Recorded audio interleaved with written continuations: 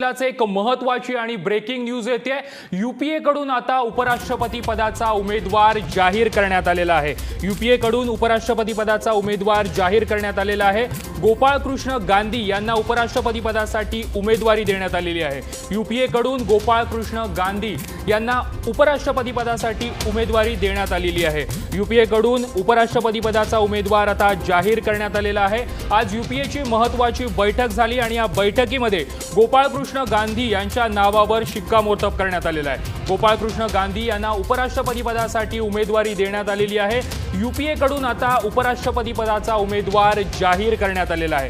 गोपाळकृष्ण गांधी यांना उपराष्ट्रपती पदासाठी आता यूपीए कडून उमेदवारी देण्यात आलेली आहे। गोपाळकृष्ण गांधी यांची थोडक्यात आपण ओळख पाहूयात। गोपाळकृष्ण गांधी यांचा जन्म 22 एप्रिल 1945 मध्ये झाला होता। गोपाळकृष्ण गांधी हे महात्मा गांधी यांचे नातू आहेत। 2004 ते 2009 या कालावधीमध्ये ते पश्चिम बंगालचे राज्यपाल देखील राहिले आहेत। या संदर्भात अधिक माहिती देण्यासाठी आमचा दिल्लीचा रिपोर्टर सुमेध बनसोड आपल्यासोबत आहे। सुमेध, काय अधिक माहिती देशील? यूपीएच्या बैठकीमध्ये आज उपराष्ट्रपती पदाच्या उमेदवारासंदर्भात नाव जाहीर करण्यात आलेलं आहे आणि गोपाळकृष्ण गांधी यांच्या नावावर शिक्कामोर्तब करण्यात आलेलं आहे। काय अधिक अपडेट देशील? प्रथमेश, काँग्रेसच्या अध्यक्षा सोनिया गांधी यांच्या अध्यक्षतेखाली विपक्ष दलाचे जे पक्ष आहेत त्यांची महत्त्वाची बैठक या सगळ्या नावांच्या चर्चेकरता सुरू होती। या सगळ्या बैठकीमध्ये जवळपास 18 पक्षाचे जे प्रतिनिधी आहेत ते उपस्थित होते आणि या बैठकीमध्ये महात्मा गांधींचे जे नातू आहेत गोपाळकृष्ण गांधी यांचं उपराष्ट्रपती पदाकरताचं नाव हे फायनल करण्यात आलं।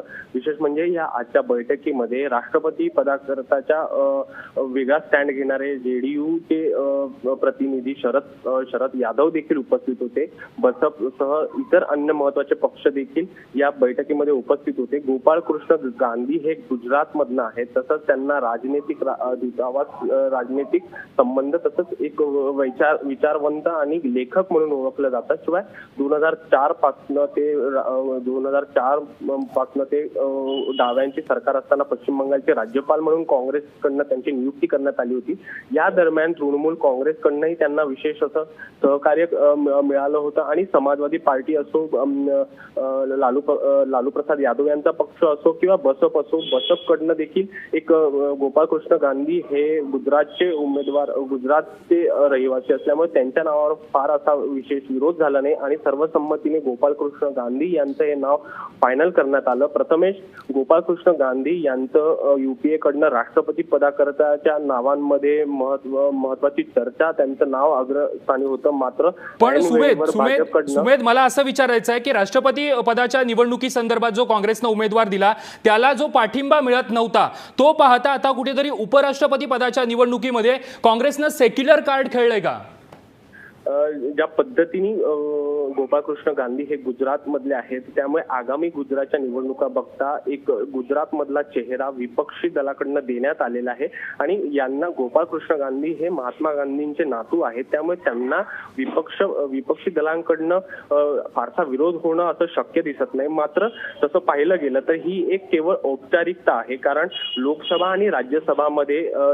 आणि राज्यसभेतले जे सदस्य आहेत ते या निवडणुकीमध्ये मतदान करतात आणि दोन्ही सदनामध्ये जे आहे ते एनडीएचं पारडं जड आहे। त्यामुळे गोपाळकृष्ण गांधी यांचं एक औपचारिक म्हणून नाव समोर आलेलं आहे। मात्र गोपाळकृष्ण गांधी यांच्याकडनं अद्याप ही उमेदवारी स्वीकार करण्यात ते करत आहेत की नाही हे अद्याप स्पष्ट झालेलं नाही।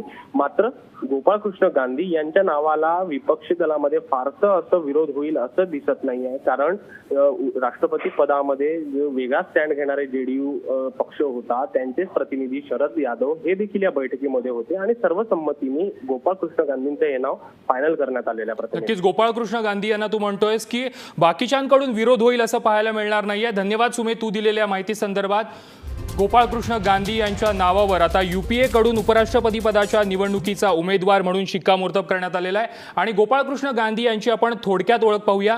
गोपाळकृष्ण गांधी यांचा जन्म 22 एप्रिल 1945 रोजी झालेला आहे। महात्मा गांधी यांचे गोपाळकृष्ण गांधी हे नातू आहेत। 2004 ते 2009 या कालावधीत गोपाळकृष्ण गांधी हे पश्चिम बंगालचे राज्यपाल देखील राहिले आहेत। गोपाळकृष्ण गांधी हे महात्मा गांधी यांचे नातू आहेत। ते दक्षिण आफ्रिकेत भारताचे राजदूत म्हणून देखील कार्यरत होते। गांधी आंबेडकरी विचारांचे साक्षेपी अभ्यासक देखील त्यांना मानलं जातं। अशोका विद्यापीठातील इतिहास विभागाचे ते माजी प्रमुख आहेत।